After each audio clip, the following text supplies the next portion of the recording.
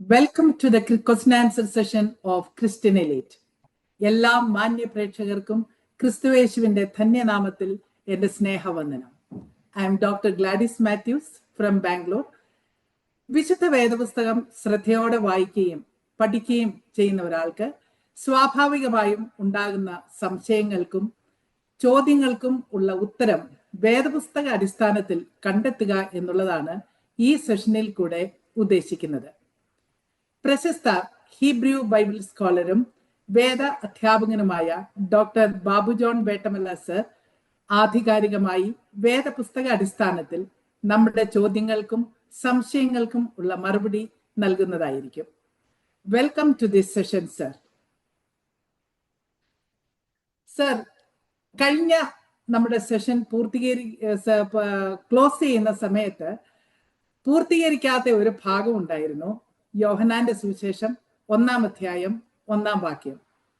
In the beginning was the word and the word was with God and the word was God. ആദിയിൽ വചനമുണ്ടായിരുന്നു, വചനം ദൈവത്തോടു കൂടിയായിരുന്നു, വചനം ദൈവമായിരുന്നു. എല്ലാവർക്കും മനഃപാഠമായിട്ടുള്ള ഒരു വാക്യമാണിത്. ഇതിന്റെ യഥാർത്ഥ അർത്ഥം എന്താണ്? First of all, thank you, Dr. Mam, for reminding me that question. നമുക്ക് നമ്മുടെ ഫസ്റ്റ് സെഷനിൽ അത് ഞാൻ എടുത്തിട്ടെങ്കിലും നമുക്ക് എങ്ങും എത്താൻ കഴിഞ്ഞില്ല. അത് ഒരു വലിയ പരിധി വരെ ആശയക്കുഴപ്പങ്ങൾ മാത്രം ഉണ്ടാക്കുന്ന ഒരു സ്റ്റേറ്റ്മെൻറ്റാണ്. നമ്മളതിനെ അങ്ങനെ അങ്ങ് വിടുകയാണെങ്കിൽ, ആ സ്റ്റേറ്റ്മെൻറ്റ് അങ്ങനെ അങ്ങ് വിടുകയാണെങ്കിൽ ഒരുപാട് പ്രാവശ്യം കേട്ടിങ്ങനെ മനസ്സിൽ പതിഞ്ഞ് വന്നുകൊണ്ട് നമുക്ക് ഒരു സാധാരണക്കാരന് അത് ഒരു പ്രോബ്ലം ഇല്ല. അതിൽ വചനം ഉണ്ടായിരുന്നു, ഏത് വചനമെന്ന് ചോദിക്കരുത്. ഒരു വചനം ഉണ്ടായിരുന്നു, ആ വചനം ദൈവത്തോടുകൂടിയായിരുന്നു. ആ വചനം അത് ഏത് വചനം അതും ചോദിക്കരുത്. ഈ വചനം ഒരിക്കൽ ജഡമെടുത്തു. ഈ വേർഡ് ബിക്കെയിം ഫ്ലഷ്. അപ്പോൾ നമ്മൾ തിരിച്ചൊരു ചോദ്യം ചോദിക്കാതിരിക്കാമെങ്കിൽ നമ്മളൊരു സേഫ് മോഡിലാണ്. നമുക്കൊരു സംശയം ആശയക്കുഴപ്പമില്ല. പക്ഷെ നമ്മൾ ഒരു ഇൻ്റലിജൻ്റ് ആയ ഒരാളിനോട് ഈ കാര്യം പറയാതിരിക്കട്ടെ. അദ്ദേഹം ചോദിക്കും, ഇത് ഏത് വേർഡ് ഉണ്ടായിരുന്ന? Thousands of words V speak, അതിൽ ഏത് വേർഡ് ആദ്യം ഉണ്ടായിരുന്നു ഈ പറയുന്നത്? 2, ഈ വേർഡ് എങ്ങനെ ഫ്ലഷ് ആയത്? What is the mechanism? ഈ വചനം എങ്ങനെ ജഡമായത്? നമുക്ക് ഒരു കാര്യം എന്ന് പറഞ്ഞാൽ, എന്ത് കാര്യം പറഞ്ഞാലും ഉടനെ ഒരു ഗ്രീക്ക് എക്സ്പ്ലനേഷൻ കൊണ്ടുവരും. അത് ഗ്രീക്കിൽ അങ്ങനെ പറഞ്ഞിരിക്കുന്നത്. ഗ്രീക്കിൽ അങ്ങനെ പറഞ്ഞിരിക്കുന്നത് പറയുമ്പോൾ പെട്ടെന്ന് ആളുകളുടെ മനസ്സിൽ നമ്മൾ കൊടുക്കുന്ന ഒരു ഐഡിയ വേദവസ്തു മുഴുവൻ ഗ്രീക്കാണെന്ന്, കംപ്ലീറ്റ് ഗ്രീക്കാണ് വേദവസ്തു മുഴുവൻ. അപ്പം ഈ ഒരു ഐഡിയ ഒരുപാട് മനുഷ്യനെ തെറ്റിക്കുന്നതാണ്. അപ്പോൾ നമുക്ക് 1-2 കാര്യങ്ങൾ നമ്മളങ്ങ് വ്യക്തമായിട്ട് ആദ്യം മനസ്സിലാക്കും. ഒന്നാമത്തെ കാര്യം, ഇത് എഴുതിയ ആൾ യോഹന്നാനാണ്. ആരാ യോഹന്നാൻ? നോർത്തേൺ ഗലീലയിൽ അങ്ങറ്റത്ത് ജീവിച്ച ഒരു പ്യുവർ ജൂവിഷ് ബോയ്, ഒരു ജൂവിഷ് ബോയ് ആയിട്ട് ജനിച്ചു വളർന്ന ഒരാളാണ്. മാതൃഭാഷ എബ്രായ ഭാഷയാണ്. യഹൂദൻ്റെ പ്രത്യേകത എന്താ? അവൻ്റെ റിലീജിയസ് മാറ്റേഴ്സിന് അവൻ്റെ ഹോളി ലാംഗ്വേജ് അല്ലാതെ വേറെ ഒരു ലാംഗ്വേജ് ഉപയോഗിക്കത്തില്ല. അപ്പോൾ യോഹന്നാൻ തൻ്റെ സുവിശേഷം എഴുതുക. അതിനു മുമ്പ് 3 പേര് സുവിശേഷം എഴുതി കഴിഞ്ഞു. അവരുടെ സുവിശേഷങ്ങളിൽ ഒരുപാട് മിസ്സിംഗ് ലിങ്ക് ഉണ്ട്. മിസ്സിംഗ് ലിങ്ക് ഉണ്ടെന്ന് പറയുന്നത് അവർക്കത് അറിയാൻ വയ്യഞ്ഞിട്ടല്ല, പക്ഷെ പറയാൻ വയ്യഞ്ഞിട്ടാണ്. ചില കാര്യങ്ങൾ നമുക്ക് അറിയാമെങ്കിൽ എപ്പോഴും പറയാൻ പറ്റത്തില്ലായിരുന്നു. അപ്പോൾ ആ ലിങ്ക്സ് എല്ലാം എടുത്ത് തിരിച്ചു കൊണ്ടുവന്നിട്ട് his purpose is to prove that Jesus Christ is the real God, very God of the very God. എന്തിൻ്റെ യോഹന്നാൻ ലേഖന സുവിശേഷം എഴുതിയത്? യേശു ക്രിസ്തു ദൈവമാണെന്ന് തെളിയിക്കാൻ. അപ്പം നമുക്കിങ്ങനെ അനുമാനിക്കാമല്ലോ, നമുക്കിങ്ങനെ എടുക്കാം. യോഹന്നാൻ തൻ്റെ സുവിശേഷം തൻ്റെ മാതൃഭാഷയായ എബ്രായ ഭാഷയിൽ എഴുതി. അടുത്തൊരു ചോദ്യം, അതിനെന്തുകൊണ്ട് തെളിവ്? അതിന് തെളിവില്ലായിരുന്ന കാലങ്ങളായിരുന്നു ഓൾമോസ്റ്റ് 1900 years. 1900 yearsൽ ഈ പറഞ്ഞ കാര്യത്തിന് തെളിവില്ല. പക്ഷെ ഇന്ന് ഇതിന് തെളിവുണ്ട്. എന്തുകൊണ്ട്? യോഹന്നാൻ എഴുതിയ സ്ക്രിപ്റ്റ്, ഒറിജിനൽ ഹീബ്രു സ്ക്രിപ്റ്റ് കണ്ടെത്തിയിട്ടുള്ളതുകൊണ്ട് തെളിവുണ്ട്. അപ്പോൾ അവിടെ യോഹന്നാൻ എന്താ പറഞ്ഞിരിക്കുന്നത്? ബറഷീത്ത് ഹയാത്ത് ഹ ദവാർ. ബറഷീത്ത് ഹയാത്ത് ഹ ദവാർ. അവിടെ പ്രോബ്ലം വരുന്നത്. ഇപ്പം ഗ്രീക്കിൽ ആദിയിൽ ലോഗോസ് ഉണ്ടായിരുന്നു എന്നാണ്.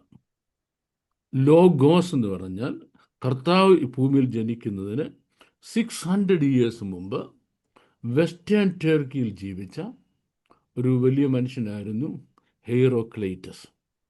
ഹെയറോക്ലൈറ്റസ് താൻ എന്ത് കണ്ടാലും ലോഗോസ്, ഇതെന്തവാ, ആ അന്വേഷണ ബുദ്ധി, ഇതെന്തോ എന്ന് ചോദിച്ചാണ് ഇദ്ദേഹം മോഡേൺ സയൻസസിൻ്റെ ഫാദറായി തീർന്നത്.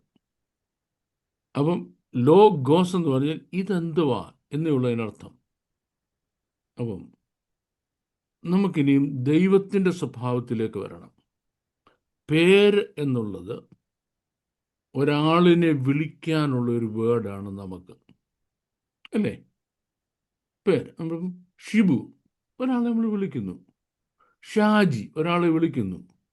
മോനി, ഒരാളെ വിളിക്കുന്നു. അത്രേ ഉള്ളൂ. അല്ല, വേറെ ഒന്നും നമ്മൾ ഉദ്ദേശിക്കുന്നില്ല. പക്ഷെങ്കിൽ ഹീബ്രു ലാംഗ്വേജിൽ ഒരാളുടെ പേര് വിളിക്കുന്ന അയാൾ എന്താണെന്ന് പറയുന്നതിനാണ്. That means the name should be the DNA of that creation. The name should be the DNA of that creation. ആ ക്രിയേഷൻ്റെ DNA ആണ് ഇത് ഈ നെയിം എന്ന് പറയുന്നത്. യോഖനാൻ. നമ്മൾ ജോൺ, എൻ്റെ പേരിൻ്റെ ഭാഗം ജോൺ അല്ലേ? ജോൺ. എന്തെങ്കിലും അർത്ഥമുണ്ടോ? ഒരർത്ഥമില്ല. അപ്പം നമുക്ക് അർത്ഥം വേണമെന്നില്ല. Yochanan, Yahweh has given us his grace. കർത്താവ് നമ്മോട് കൃപ കാണിച്ചിരിക്കുന്നു. അത് യോഖനാൻ. അപ്പോൾ ഹീബ്രുവിൽ എല്ലാ വേർഡിനും ക്ലിയറായ മീനിങ് ഉണ്ട്. മീനിങ് എന്ന് പറഞ്ഞാൽ going down to the very DNA. ആ പേര് കേൾക്കുമ്പോൾ അതിൻ്റെ DNA വരെ ചെല്ലണം.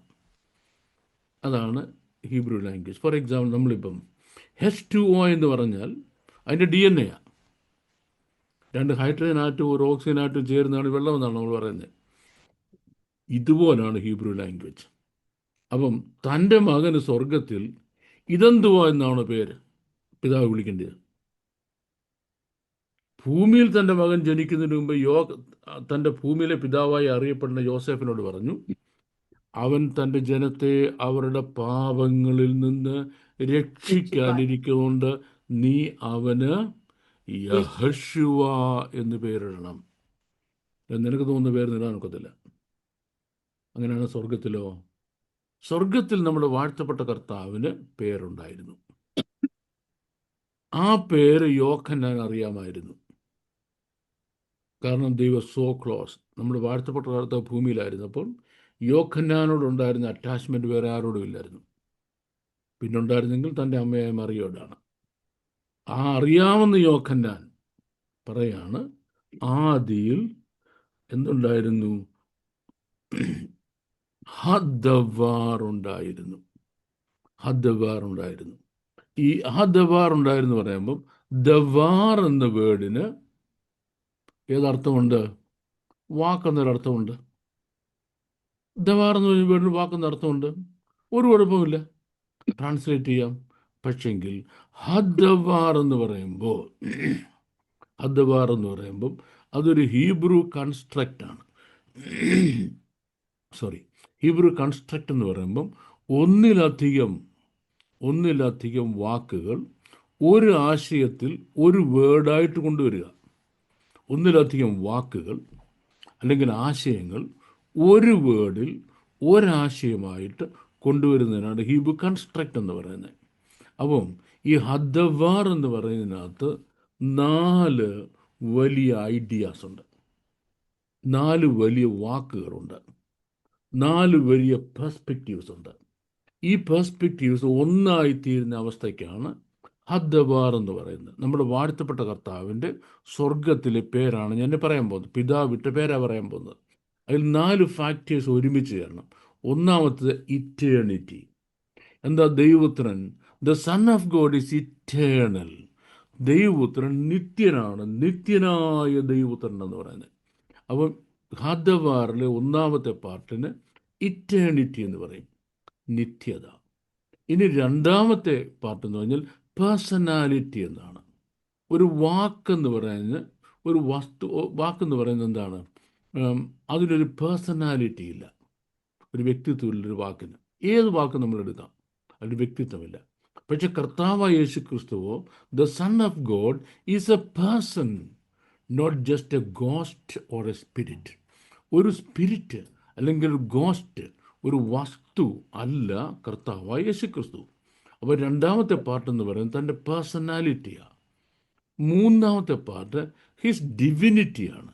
The son of God is always very God of the very God. ദൈവപുത്രൻ എല്ലായ്പ്പോഴും ദൈവമായിരുന്നു, ഭൂമിയിലായിരുന്നപ്പോഴും. ഇനി നാലാമത്തെ പാർട്ട് ഹ്യൂമാനിറ്റി എന്നാണ്. എന്ന് പറയുമ്പോൾ നമ്മുടെ വാഴ്ത്തപ്പെട്ട കർത്താവ് മനുഷ്യനായി ഭൂമിയിൽ വന്നു. അപ്പം വചനം ജഡമെടുക്കുക അല്ല, ദൈവപുത്രൻ ജഡമെടുക്കുകയാണ്. ദൈവപുത്രൻ സ്പിരിച്വൽ ബോഡിയിൽ സ്വർഗത്തിൽ ജീവിച്ച ആള്, താൻ ഹ്യൂമൻ ബോഡിയിലേക്ക് ഇറങ്ങി വന്നു. Humanity. He came to this earth in the human body and is still living in heaven in the same body. അപ്പോൾ ഭൂമിയിൽ താൻ ഏത് ശരീരത്തിലാണ് ജീവിച്ചത്, അതേ ശരീരത്തിൽ താൻ ഇന്നും സ്വർഗത്തിൽ ജീവിക്കുന്നു. എന്തുകൊണ്ടാണ് ദൈവപുത്രൻ യുണീക്കാന്ന് പറഞ്ഞത്? നമ്മുടെ പാട്ടുണ്ടല്ലോ, അവനൊപ്പം പറയാനൊരാളുമില്ല, അവനെ പോലെ ആരാധ്യനാരും. ഈ 4 ഘടകങ്ങൾ ഒരുമിച്ച് ചേർന്ന ഒരാള് സ്വർഗത്തിനുമില്ല, ഭൂമിയിലുമില്ല, പാതാളത്തിലുമില്ല, ഒരിടത്തുമില്ല. പിതാവായ ദൈവത്തിൽ ഹ്യൂമാനിറ്റി ഇല്ല, മനുഷ്യ ശരീരമില്ല പിതാവായ ദൈവത്തിന്, പരിശുദ്ധാത്മാവിന് മനുഷ്യ ശരീരമില്ല, അല്ലേ? അപ്പോൾ ഈ 4 വലിയ പേരുകളും അതിൻ്റെ അർത്ഥങ്ങളും ഒരുമിച്ച് ചേർന്ന ഒരു കൺസ്ട്രക്റ്റാണ് ഹദ്ദവാർ. ആദിയിൽ ഹദ്ദവാർ ഉണ്ടായിരുന്നു. നമുക്കതിനെ എങ്ങനെ ട്രാൻസ്ലേറ്റ് ചെയ്യാം? ആദിയിൽ ദൈവപുത്രൻ ഉണ്ടായിരുന്നു. അപ്പോൾ ദൈവപുത്രൻ എന്ന് പറയുമ്പോൾ നമ്മൾ എത്ര കാര്യങ്ങൾ മനസ്സിലാക്കണം? ഈ 4 കാര്യങ്ങൾ ഒരുമിച്ച് ചേരുന്ന ദൈവപുത്രൻ. അങ്ങനെ ഒരു പുത്രൻ ഈ ലോകത്തിൽ ഒരിടത്തും ഇല്ല. അപ്പൊ ആ പുത്രൻ ആദിയിൽ ഉണ്ടായിരുന്നു. പുത്രൻ ദൈവത്തോടുകൂടിയായിരുന്നു. പുത്രൻ ദൈവമായിരുന്നു. പുത്രൻ ജഡമെടുത്തു. അങ്ങനെ പറഞ്ഞാൽ ദാറ്റ് മേക്സ് സെൻസ്.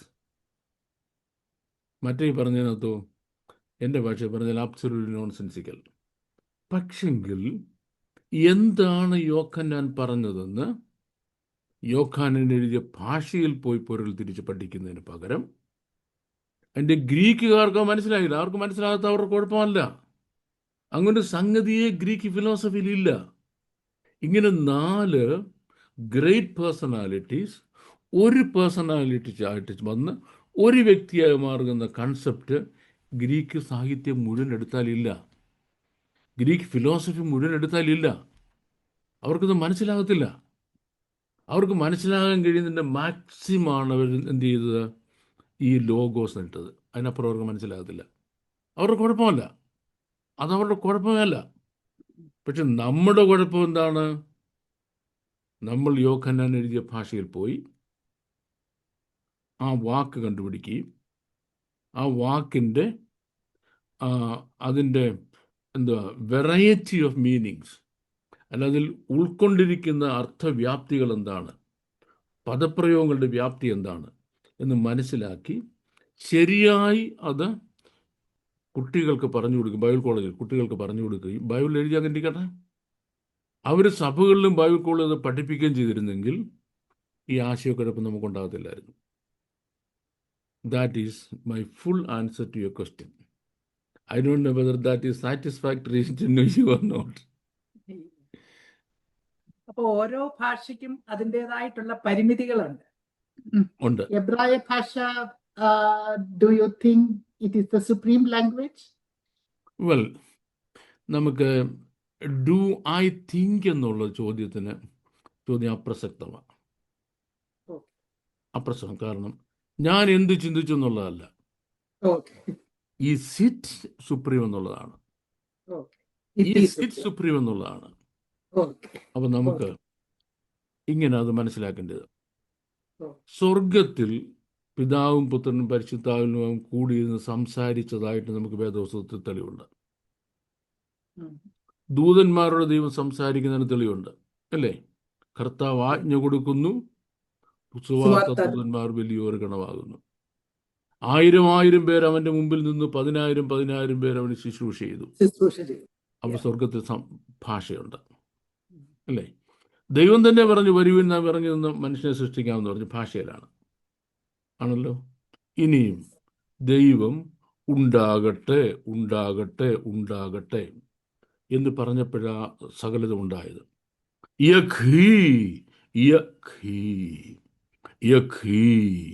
അതാണ് ഉണ്ടാകട്ടെ നമ്മൾ ട്രാൻസ്ലേറ്റ് ചെയ്തിരിക്കുന്നത്.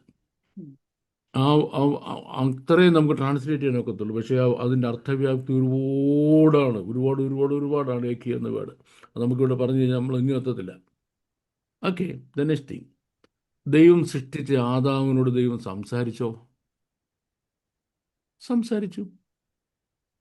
ഹവ്വയോട് സംസാരിച്ചു. അങ്ങനെയാണ് അവർ ഭാഷ പഠിച്ചത്, അല്ലേ?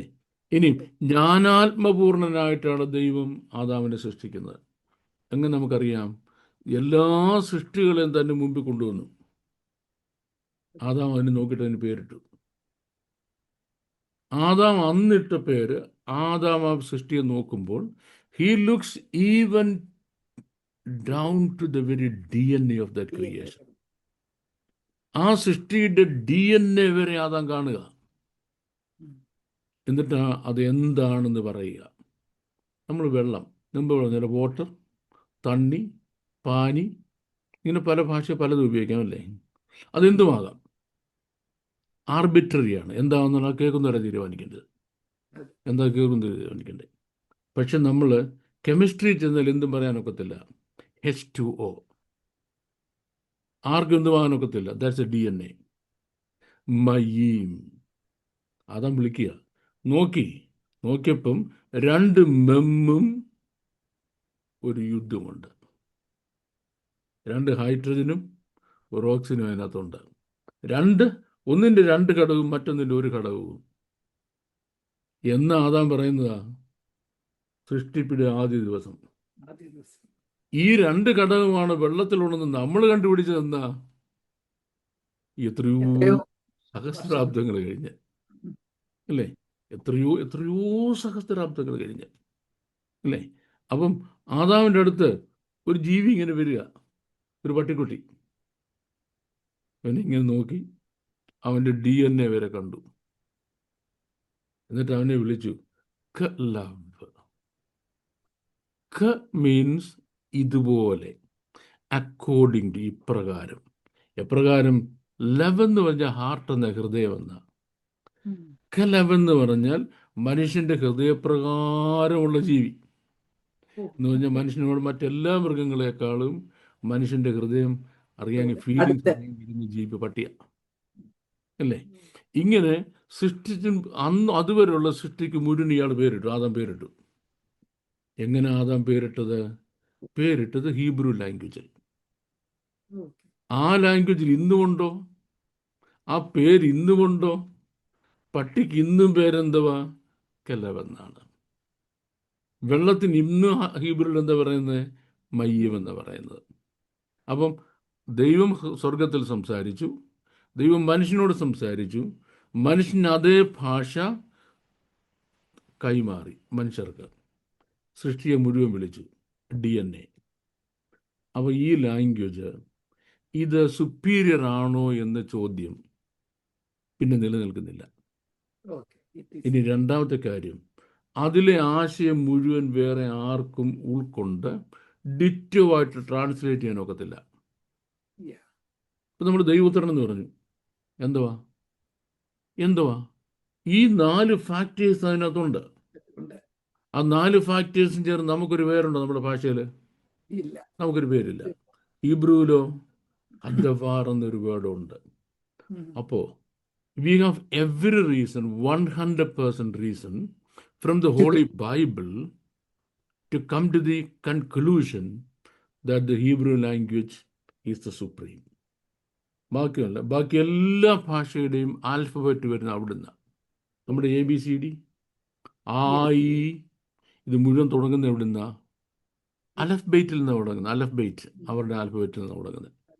സോ നമുക്ക് ഒരു ചർച്ചയോ ഒരു പരസ്പര ഡയലോഗോ ഒന്നുമില്ലാതെ ഈസി ആയിട്ട് നമുക്ക് കൺക്ലൂഡ് ചെയ്യാവുന്ന ടോപ്പിക്സ് ആണ്. Hebrew is a language that heaven spoke, God spoke, God gave to man, they communicated in it. That's it. Okay. So thank you very much, sir, for the detailed and convincing explanation. No problem. So if we try to understand the scripture with a discernment heart, definitely we can see the truth. Yes. That's the point.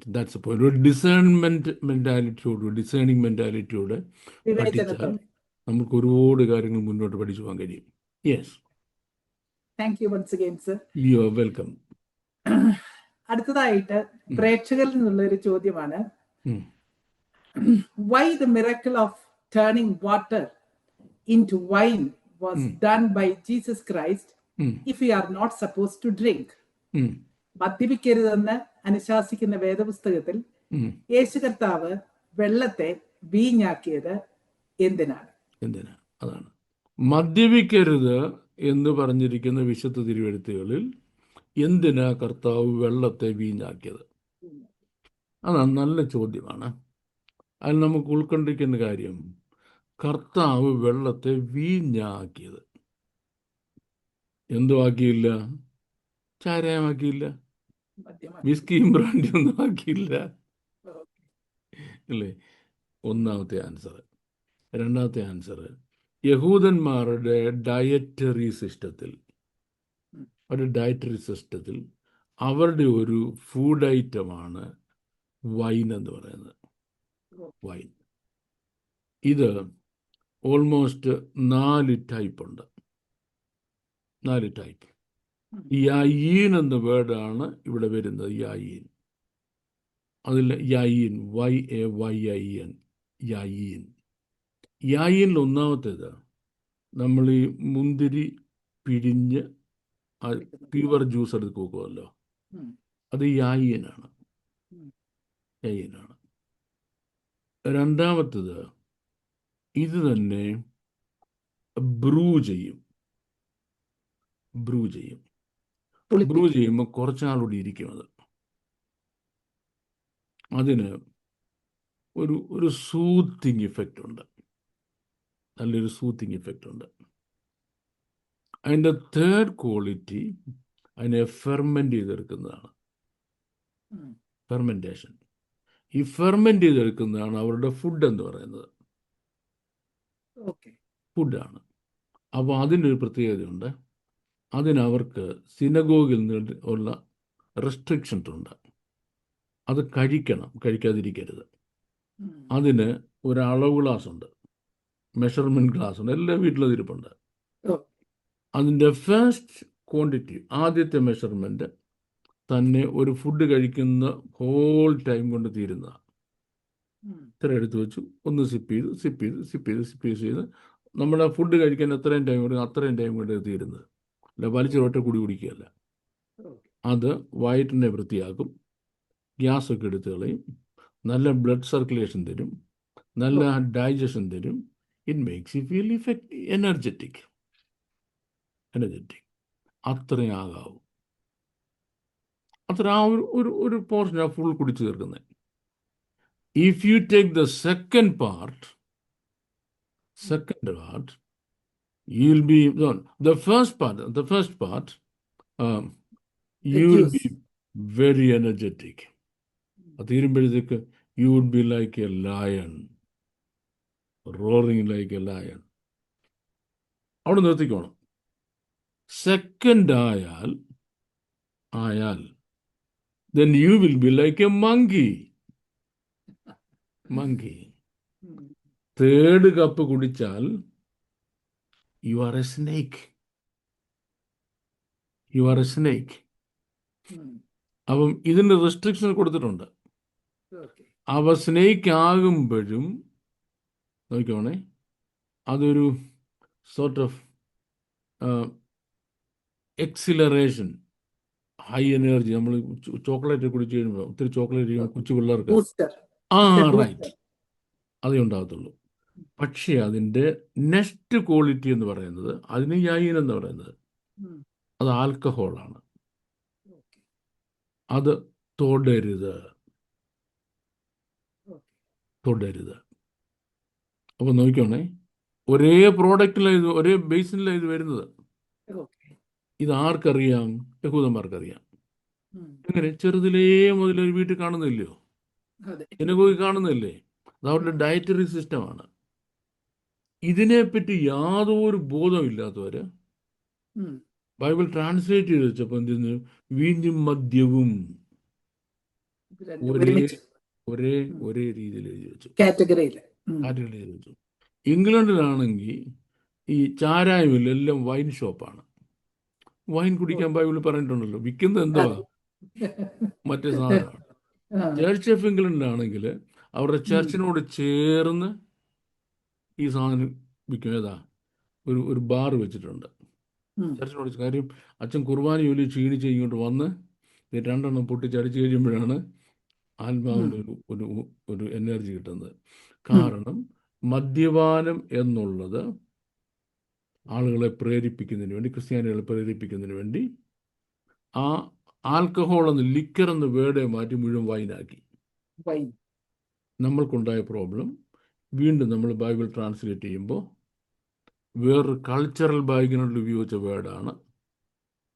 ആ വേർഡിൻ്റെ അർത്ഥം എന്താണ്, അതിൻ്റെ ഉപയോഗം എന്താണ് എന്ന് മനസ്സിലാക്കുകയും, നമ്മുടെ വാഴ്ത്തപ്പെട്ട കർത്താവ് തൻ്റെ തിരുവത്താഴത്തിൽ വൈൻ കൊടുത്തു അല്ലേ? അവരാരെങ്കിലും ഫിറ്റായോ? ഇനിയും പറഞ്ഞു, എൻ്റെ പിതാവിൻ്റെ രാജ്യത്തിൽ പുതുതായി കുടിക്കുന്നവരെ ഞാൻ ഈ തിരുവളുടെ അനുഭവത്തിൽ കുടിക്കുന്നില്ല. അപ്പം നമ്മൾ സ്വർഗത്തിൽ ചെല്ലുമ്പോഴോ അവിടെ ഇതുണ്ട്. അതെന്തല്ല? ആൽക്കഹോളല്ല, ആൽക്കഹോളല്ല.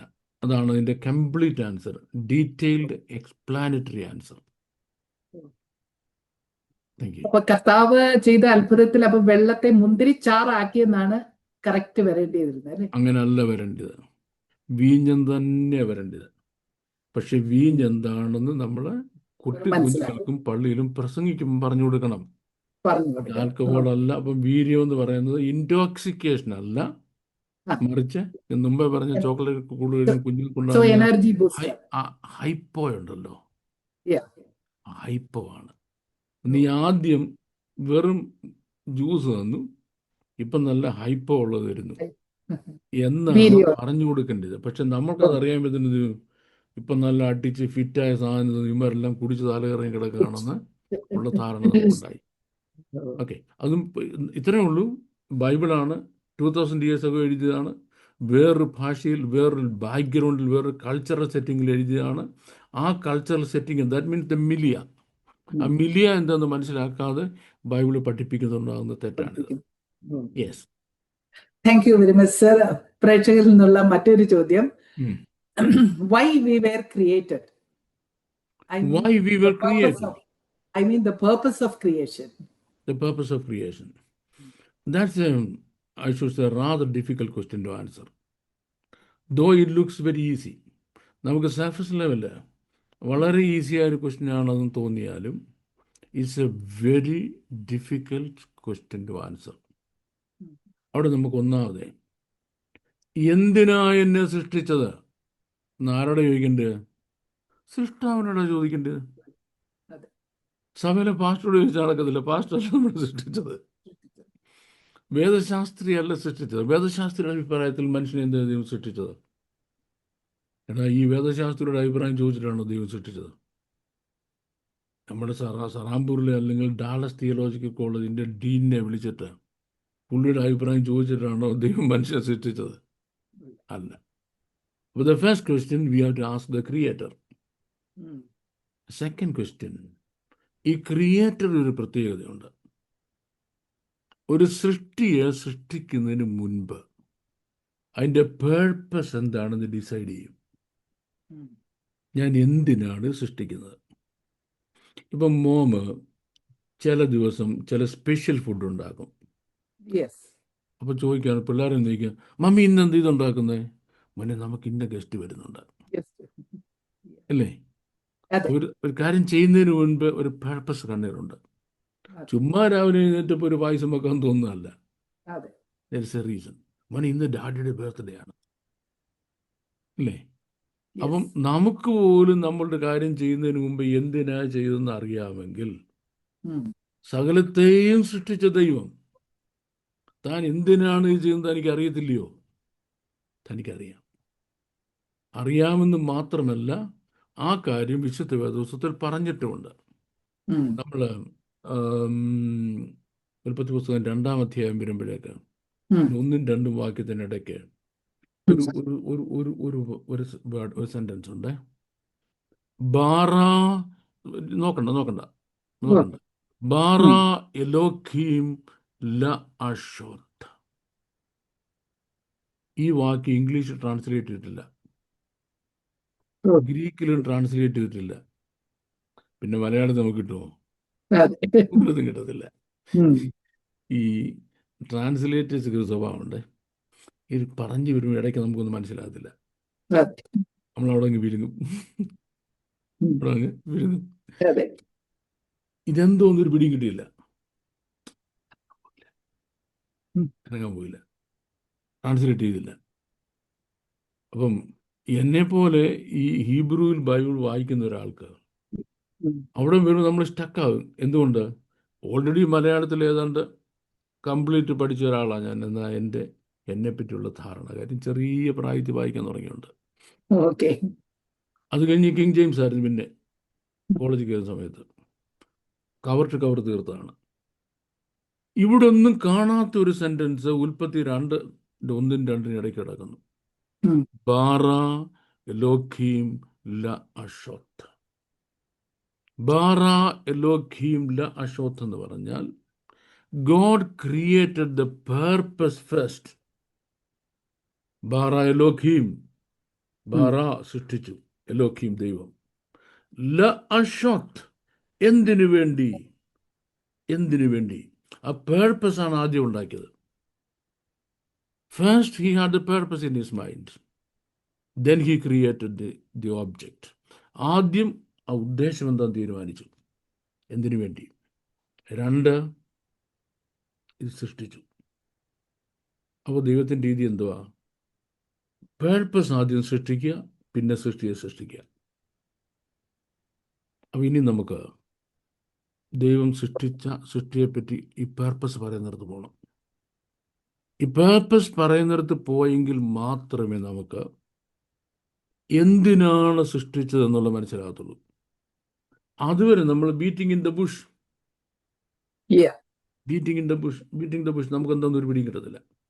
അപ്പം I have something to ask you. നമുക്കൊരു ബ്രേക്ക് എടുത്തിട്ട്, കാര്യം ഞാൻ ഇത്ര തീരത്തില്ല, ക്വസ്റ്റ്യൻ്റെ ആൻസർ പറയുന്നില്ല നല്ലത്. കംഫർട്ടബിൾ അതൊന്നും ഇപ്പൊ തന്നെ പറയണോ? ഓക്കെ, അപ്പൊ അങ്ങനെയാണ് നമുക്ക് നെക്സ്റ്റ് സെഷനിലോട്ട് ഇത് മാറ്റി വെക്കാം. ഓക്കെ, സോ നമുക്ക് എന്താ നമ്മുടെ കാഴ്ചക്കാരും ഓഡിയൻസിനോട് പറയാൻ പോകുന്നത് എന്തുവാ? So thank you once again, sir. We will continue the same question in the next session. വേദപുസ്തകാടിസ്ഥാനത്തിൽ നിങ്ങളുടെ സംശയങ്ങൾ അഥവാ ചോദ്യങ്ങൾ സ്ക്രീനിൽ കാണുന്ന ഫോൺ നമ്പറിൽ വോയിസ് മെസ്സേജ് ആയിട്ടോ ടെക്സ്റ്റ് മെസ്സേജ് ആയിട്ടോ നിങ്ങൾക്ക് അയക്കാം. അതിനുള്ള ഉത്തരം അടുത്ത സെഷനുകളിൽ ബാബു സർ നൽകുന്നതായിരിക്കും. Thank you very much, sir. Once again thank you. By.